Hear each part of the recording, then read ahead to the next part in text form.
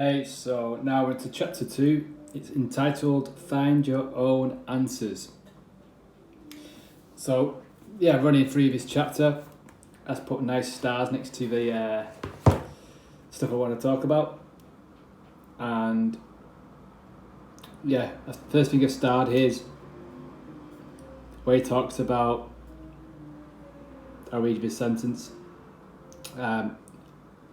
But for you, it's outside your information.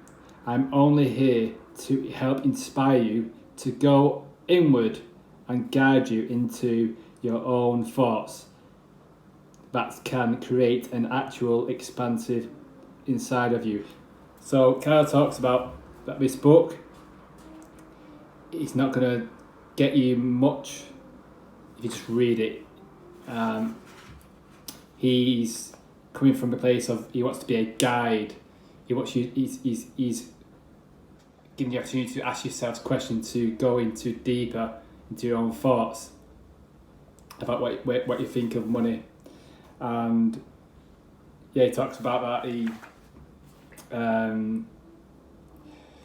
gives an example of if he wanted you to do some fitness, he wouldn't write a book. You wouldn't get results if he told you to do certain exercises.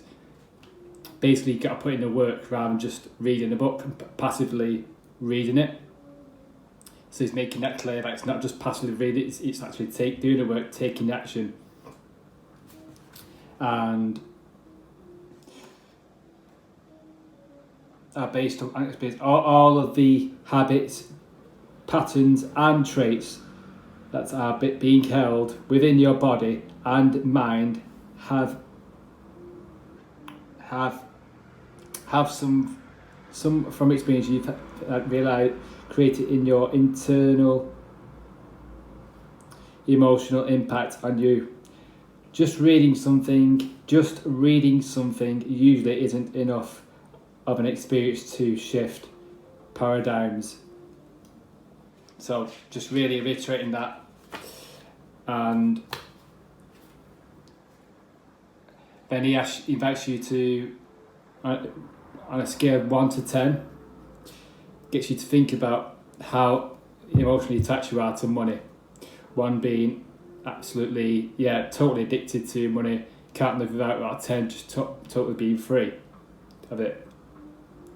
And he asks you to write it down under here and be honest with yourself and not judge yourself for what number you put down. It's just being aware of that number so you can go forwards and be aware of that number and try and increase that number, whatever it was. Myself, I put a 5 out of 10, and it's a nice space to write it there. So the next page talks about your score there that you might have put down. Okay, so it was almost as if the more abundance I had, the more lack I could find. So he talks about when he was an actor, when he went for the part in 10 Things I Hate About You, and how he went for the first audition, and then after he went for the audition, he was hoping he was going to get a call back. He was craving for a call back. Then after that, he was craving for a second call back to be the audition part. So it's a constant craving of the next thing. And he talks about how this is just a circle. Like, for example, when the meal was a hit, he had a craving for the next part. He had a craving for that feeling, which is a consistent theme across the chapter of chasing the feeling rather than actually understanding that feeling is actually inside of us and we don't need to chase it. And he talks about how we're conditioned to think that we need to chase things to give us a certain feeling, whether it be like a new girlfriend, a new job, a new business, more clients.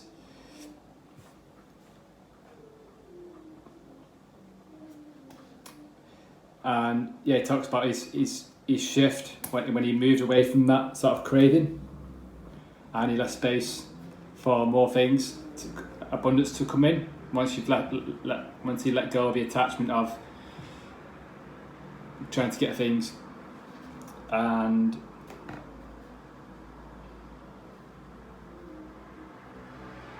yeah. So next one. So I'm not saying to pretend you want to. Okay, he talks about if someone told you you've won the lotto, you would probably have an immediate rush of excitement if someone told you that, without actually having anything at that point. Just the rush of having that thought of having, $10 million or £10 million in your bank account. So that feelings inside of us, so he's saying that feelings inside of us, we've chosen to give ourselves because someone's told us that. And then he gives an example of, okay, next day, what if someone rang you up and told you, no, you haven't, it's a joke. You would probably, that feeling you had the previous day would probably all disappear and you'd be on a low.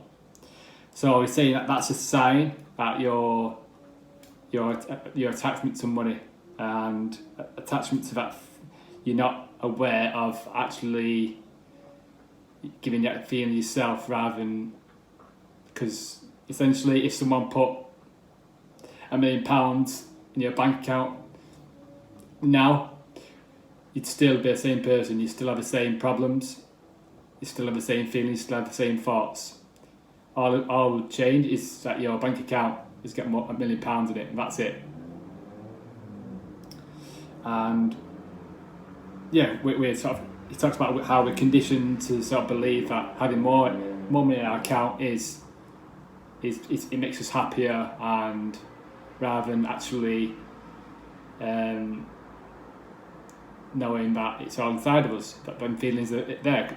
Obviously, them feelings are there because if someone told us in terms of money or in terms of love, if someone tells us we love, if someone tells us I love you, we do that. We have that feeling that. And when someone tells us, no, I don't love you anymore, it's like, oh. We're constantly scared of losing that thing that someone is giving to us. And yeah, we're tied to that. And when he talks about when attached vibration. So he talks about even though our society wants us to believe that we need something outside of ourselves. So again, talking about how society is sort of conditioning us.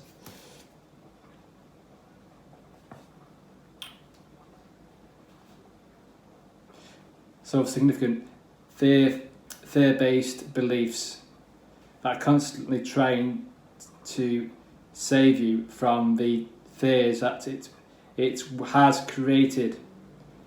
The process of moving into experience of what you actually are can be painful. So he talks about that. Okay, this process, you're going to go through this process of being attached to external things, to not being attached to external things. You're going to have to let some things go, and that in the short term that could be painful. When you let go of those stories, and he does reiterate that and sort of raise your expectations on that, and moving away, and gives you a nice exercise at the end. I'll talk about in a sec. So he finishes with saying that there are things you may need to let go of that are keeping you from your old story. There are beliefs that you might need to release.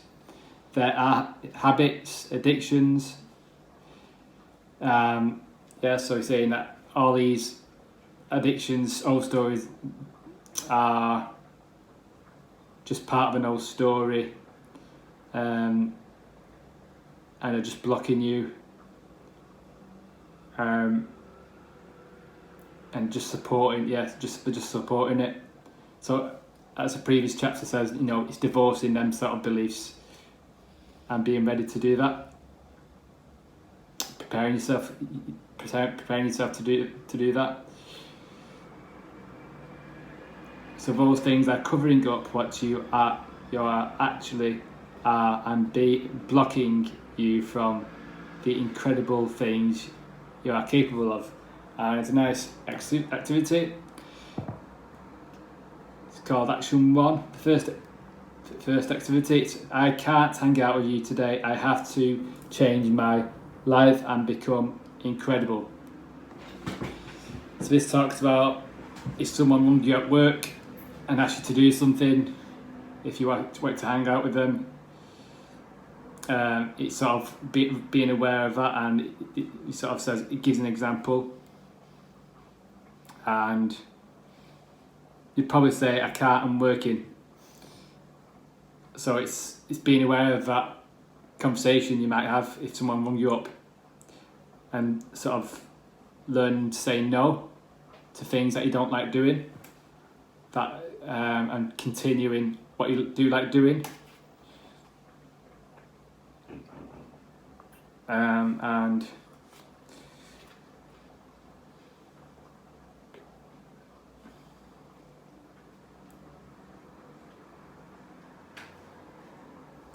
yeah, I'm just reading the actual activity, because I guess I've got to do it.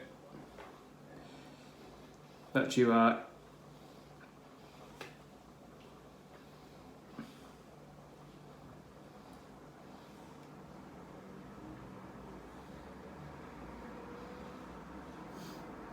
I think it's just being aware of that conversation.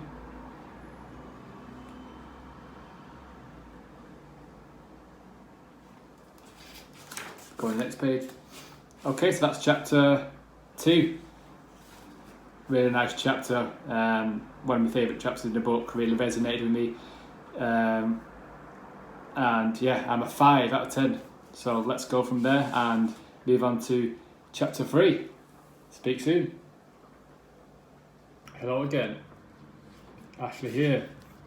Back to a review of Cal Cease's Illusion of Money. On to chapter 3. The Illusion of Security. Just had read it. Going to be late to seeking a little bit, but just felt good to jump on and just go through it. And I've done my little stars next to each bit of what I want to talk about. I don't know if you can see there. Actually, there's no stars in that. Yeah, there's all the stars. Yeah, you can see all the stars. Yeah, that's what I want to, just to remind me what I want to talk to you about. So another great chapter. A lot of things resonated with me. So it starts off by talking about when we were kids and we wanted to do certain jobs. Like you mentioned, when you were a kid, did you want to be a ballerina, a Batman, or an astronaut, or a firefighter? And he sort of gives you the opportunity to ask yourself, like, were you concerned about like the pension plans, about the pay, and how much you'd earn in these jobs? And he sort of asks the question, like, what changed? Why do we think differently? So he talks about, I've underlined this way, sort of says,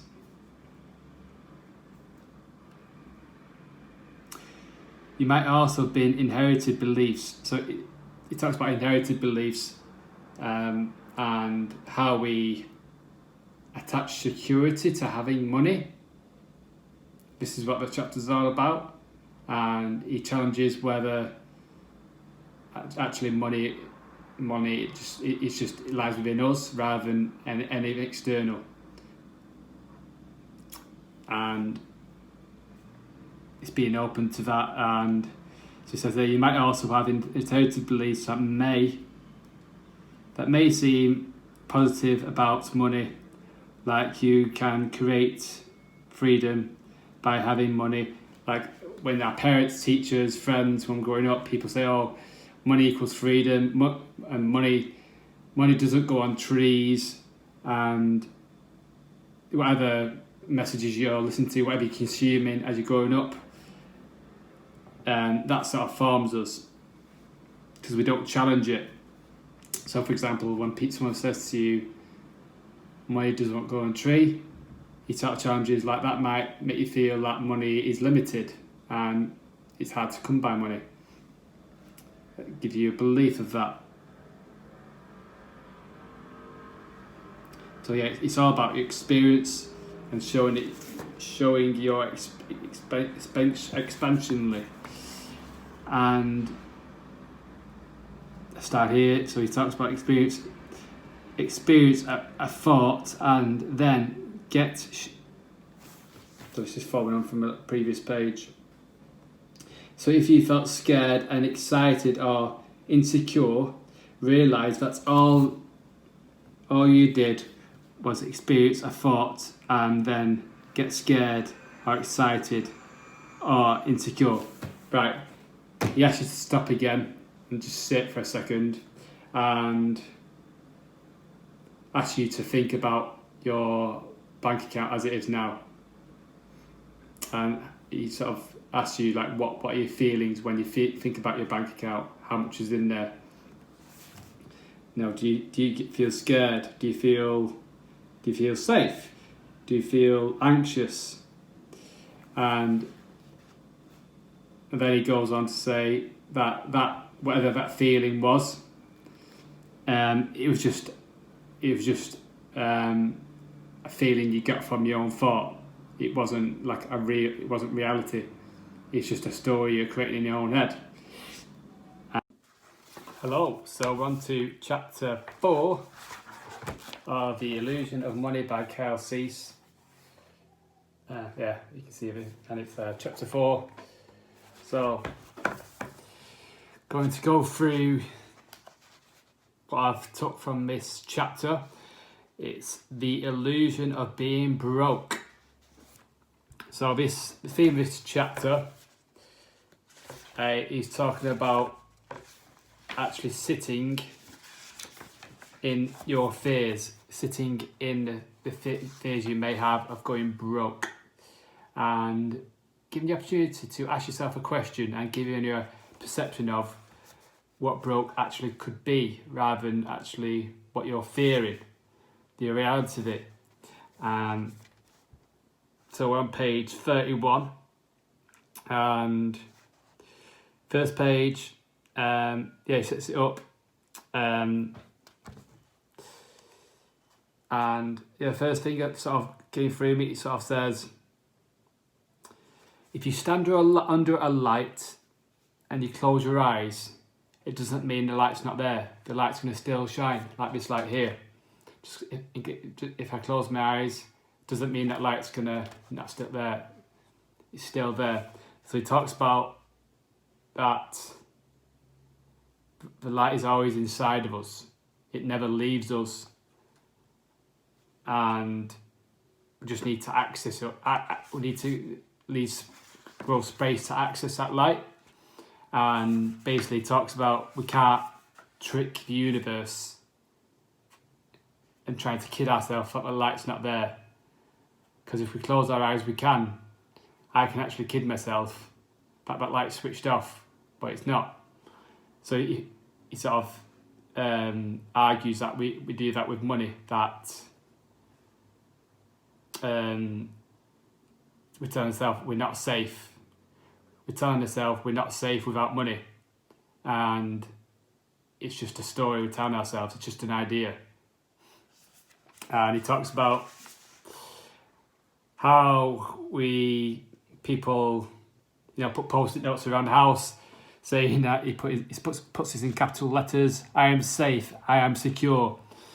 And he talks about affirmations, and now that's a good start, but it's a lot deeper than doing that stuff. It's sort of sitting with your fears, noticing them there, and just letting them be heard. and he talks about one of his former clients who got really rich, but came to him because he was feeling insecure, even though he had loads of money, and he got rid of some money, and he felt better. So I think that's consistent with the last chapter about the lottery. And yeah, I guess you can be rich and insecure, you can be broke, be secure. It's all what's inside. He says here on page 33, that's what we're doing when we... So we'll go back to one sentence.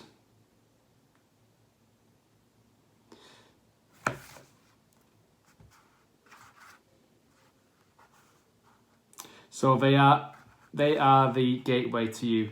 When you are fully meeting your fearful emotions, what you are experiencing is the momentary pain of your illusion. Is dissolving.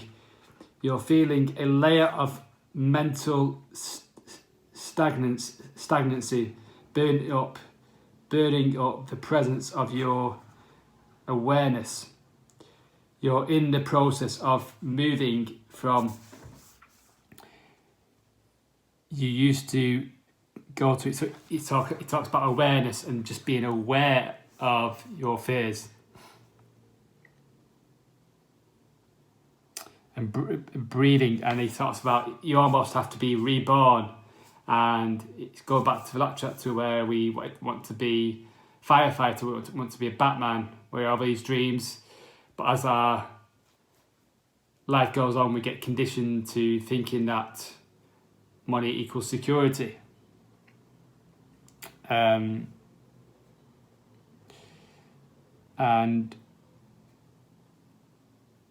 so he says that's what we're doing when we identify that we're feeling and try to fix it with something external. We're feeling our growth and choosing to follow the path of our past. So he talks about it's not a quick fix, and when we're in fear, when we're lack of something, whether it be money, relationships, love, clients, we're in a state of fear. A lot of people go and indulge themselves go to mobile phone, overindulge on food, eat obsessively, go and drink, go and gamble, instead of just sitting with things, sitting quiet, and because the more we do that, it turns into a habit, and our fears will just keep coming back. It'll just be a circle. But all our fears want to do, you just want to be heard. You just need to sit there. So that's definitely what I took. I heard that before when I was a bit tired about something, and I instantly thought, oh, what can I eat? I need some chocolate. So I instantly thought where the cupboards are. So I thought, oh no, let's just try and sit with it. Let's just try and think about it and breathe. So I went for a walk. So that's I definitely took that was my definite takeaway from this chapter, and how why I do that overindulgence when I'm in fear, when I'm tired, when I'm stressed, when I'm overwhelmed, when we're in a negative place. So page 34, halfway into the chapter, so he talks, this dimension is a real thing. There is a completely different dimension of you that is free of stagnant, unworthy stories and limitations. There's a level that your mind might hear this at, but that's not until you leap. Let's get rid of all heavy things, release the results, and accept all of yourself. So for me, it's not just about money, this book. It's bringing up stuff about love and relationships, how I sort of am attached to people, and yeah, it's in fear of that, and it's taking that big leap to sort of being accepting who I am rather than accepting what people think of me. And I've underlined this, so he sort of says, as I meant, he talks about that guy who lost loads of money. He was feeling crap and lost loads of money, and he felt better. So he was in fear of it was a fear of going broke. So when he lost some money, he sort of realised his fear and he's still alive. So he talks about when we're in fear that we're going to die if we go broke, that fear is just going to stay there until we actually realise it. And he talks about it's just an idea. It's just an idea, a thought that bad stuff's going to happen if we go broke. But we create ourselves. It's not actually reality. It's just our fear. So it's like with any fear, it's like with heights. Until we actually go up to that skyscraper at the top and look down, we're always going to be in fear of heights. But when we look down and had that fear realised, when it just goes away. Exactly the same with money. And he sort of says, he's not suggesting if you're rich that you just throw away all your money to realise this. But it's just sitting there. He invites you to just sit there and think about how it feels just to be broke and have nothing, and ask you to feel what's coming up, which I did and I will do going forwards. Talks about J.K. Rowling and Harry Potter and how she was broke.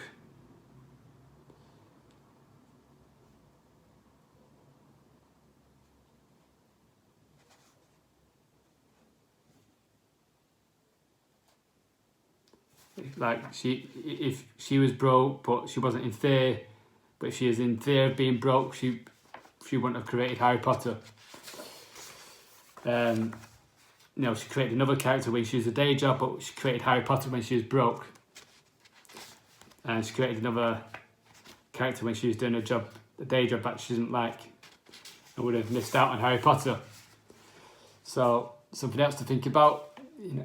Where our fears get in the way of our creativity, and it's just got to be shifted. It's just stagnant. Page 36, page 37. Once you're really feeling what it could be like, write down all the names, or name them in your head. Yeah, that's an exercise he suggests. What I just mentioned. And he says, huge disclaimer. He's not saying you to quit your job or throw loads of money. He talks about a guy who went to Las Vegas and put all his money on red, just to realise that fear. But it's just visualising that fear.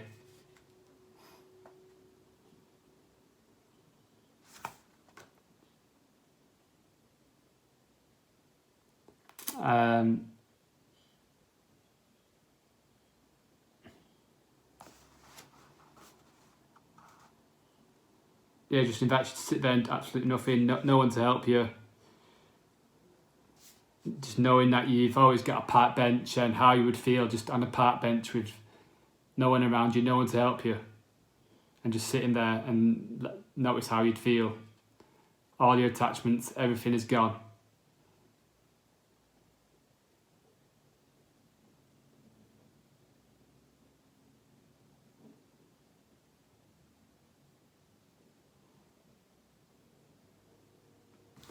it's not about sabotaging your current situation, he says.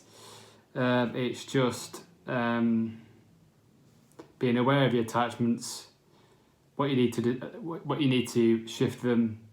He's giving an action plan here. It's not a quick fix. It's a long-term thing. It's daily actions.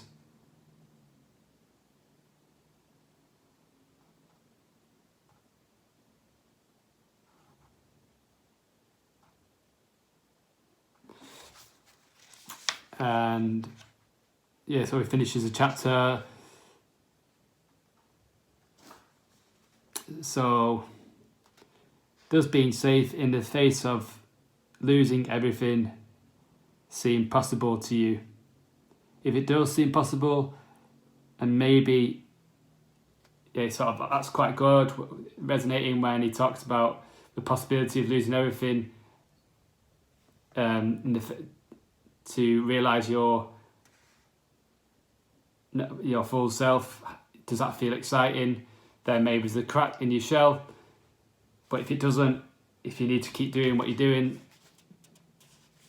then still some work to do. And yeah, it's just a shell trying to keep everything together. And so it's that feeling of excitement that we're looking for. So does being safe in the face of losing everything seem possible to you? If it does seem possible and maybe even a little exciting, then that means there is a crack in the shell of your mental addiction. So my crack was when I sort of got rid of my flat, so got rid of all my possessions because I wanted to go travelling. And that felt exciting for me, so I took the action. And the more we do that, the more break off our shell, the closer we'll get to ridding ourselves. So it gives you an action. Sit in silence for an hour. Sit in silence for an hour. That is beyond experience. So listen for an hour to silence that is, and the mental desire for money, or the fear of going broke. This is where your actual security is. Great chapter.